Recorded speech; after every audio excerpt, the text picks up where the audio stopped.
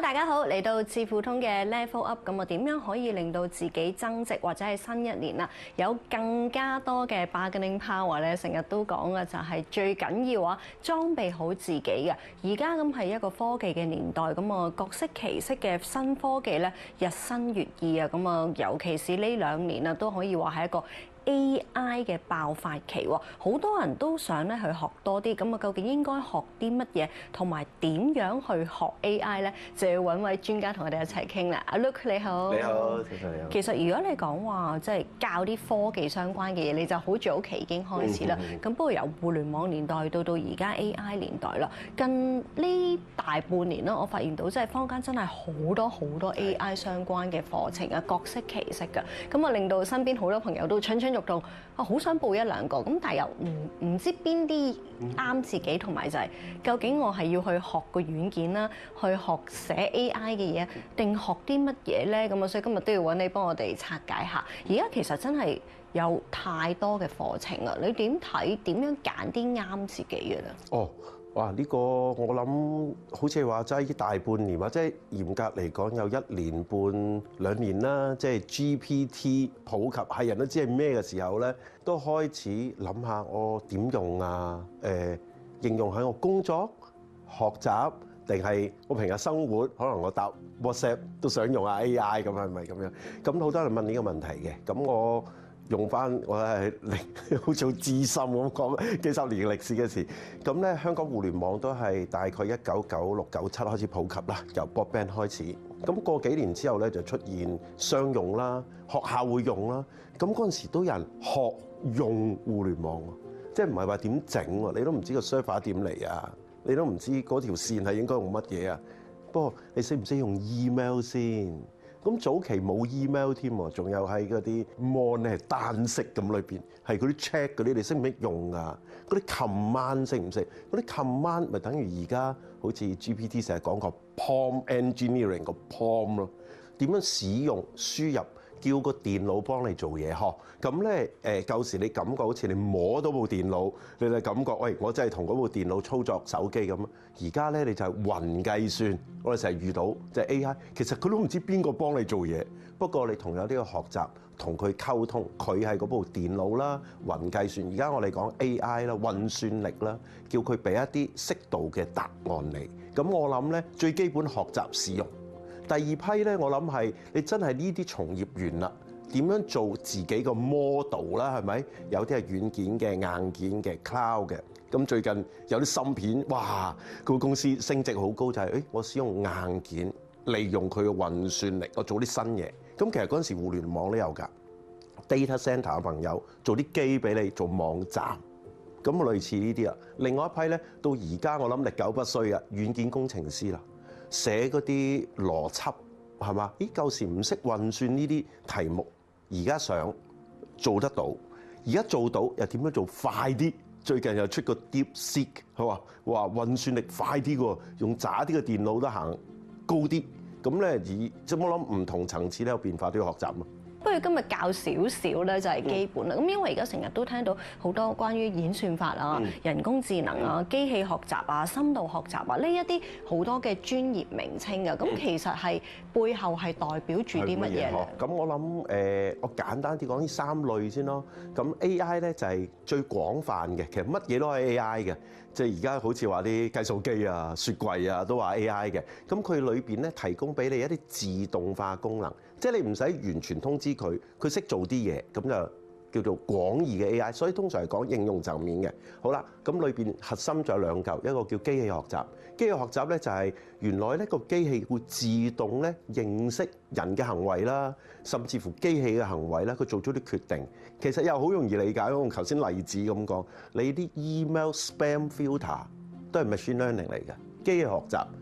原來由嗰個發電郵嚟嘅人不斷係咁發俾你嘅，隔唔夠1秒俾你，好大個機會佢係中咗毒。咁你咪擋住佢咯。呢啲都係啲機器學習嘅模式。咁當然應用有好多層面㗎。咁咧就包括商用㗎啦，可能我哋嚟緊啲自動車啊，各樣都係有啲見到路有啲咁樣突然間走出嚟嘅，你剎停佢呵。咁都係透過機器學習，令到佢不斷認識嘅嘢。深度學習就難少少啦。咁咧依個我諗係現代嘅 AI，最早 AI 我哋叫 expert system， 即係電腦模仿當專家。專家嘅意思就可能唔同層面嘅專家呵。咁咧而家咧我諗係叫普及，由呢個 AI narrow 嘅用法變成 general AI， 所以叫 AGI 咁樣。咁所以咧而家最近流行嘅係叫類神經網絡 Neural Network NN。咁其實佢嘅體系或者而家啲軟件工程師咧，其實大概嘅諗法咧就係做啲演算法模擬人點諗嘅。咁我舉例子有兩個你實知嘅。而家 GPT 大行其道嘅原因，因為佢學緊我哋人類講嘢，認識你人類講嘢咩意思。你去洗手間又代表去廁所，即係又代表去 toilet。咦，佢原來集合唔同 language 係同面一個意思，呢個叫 NLP。Natural Language Processing， 咁咧都係透過深度學習其中一個NN 嘅，叫 RNN， 咁令到咧不斷認識你人嗰個嘢。咁你一步再深入啲就係，我知道你講嘅嘢嘅情感啊 ，sentiment analysis。我原來有一篇文寫出嚟，我開頭好憎佢呢個地方，跟住經歷好長之後，我最後對呢個地方好有記憶。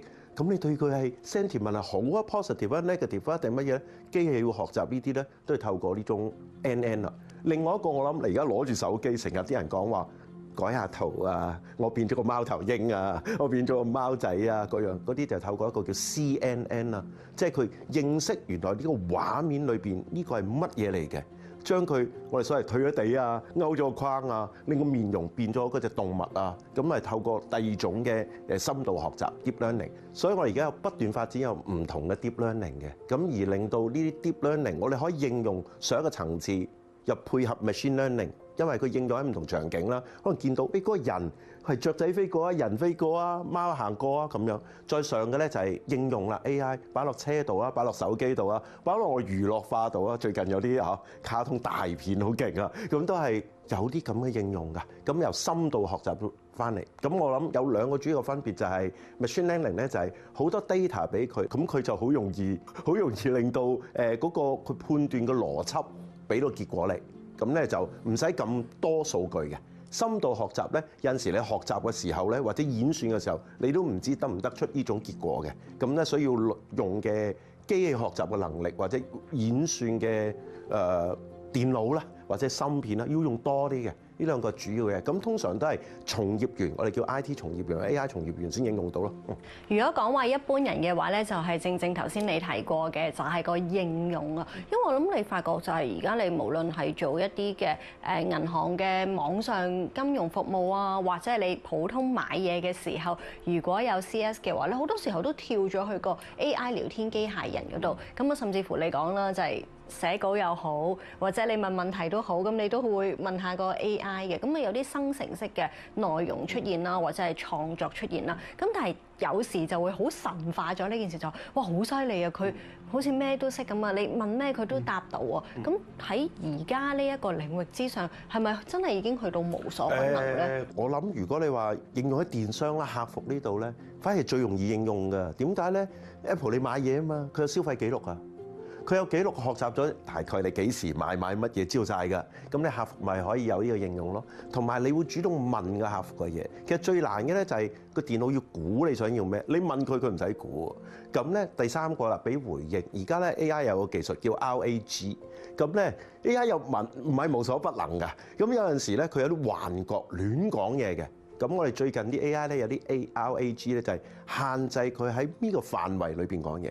咁咧，例如呢個廠家呢個客戶服務嘅服務對象可以做到乜嘢咧？有 limit 嘅，咁用 AI 答咧比較好啲。所以最近期嘅 CSR 叫客服嘅發展就用呢啲咯。幫助性會唔會係話好似有少少即係分流咁樣咧？就答咗一啲佢答到先嘅，然之後可能咧就係一啲複雜啲嘅先交翻俾真人。其實係咪兩樣嘢要結合？絕對啊 ！Apple 嚟講呢個非常好。而家嘅工作好多人都話好擔心 AI 取替我哋做嘢工作。其實咧遲早我哋重重複複嘅工作都會俾機械取替㗎啦。不過唔同形式嘅機械啫，做車啊，日日都係轉呢個螺絲，都係呢個位嘅，攞個機械俾做咗佢啦。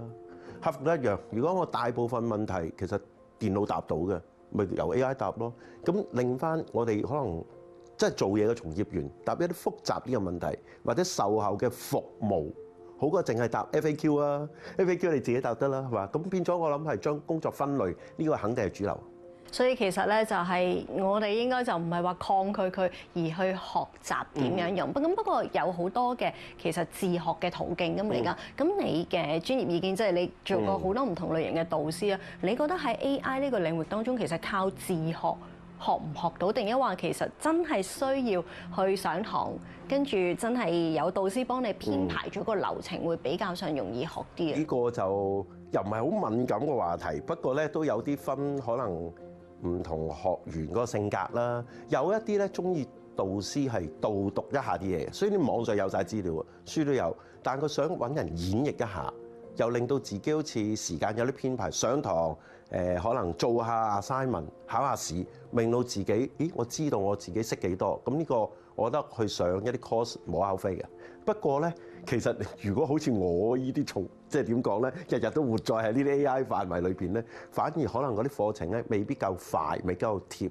咁咧睇多啲 YouTube 啊，睇下短視頻網站，好多新嘢。不過你自己有判斷能力，睇下裏邊內容，咦，講得啱唔啱？咁你咪追翻個源頭咯。有好多好好嘅網上課程喺 LinkedIn 裏邊都有嘅，咁佢都會講翻呢個講嘅文章個 source 喺邊度。你真係要望咯，你唔好淨係信講嗰個內容，因為驚住有啲唔係偏頗問題，跟住你自己把握唔到咁短，人哋好精讀嗰件事識唔識？咁所以咧，自學同埋上堂咧，我覺得都有幫助，最緊要學。唔該晒阿 Luke，嚟緊多啲幫我哋去上堂進修下咯喎。好啊。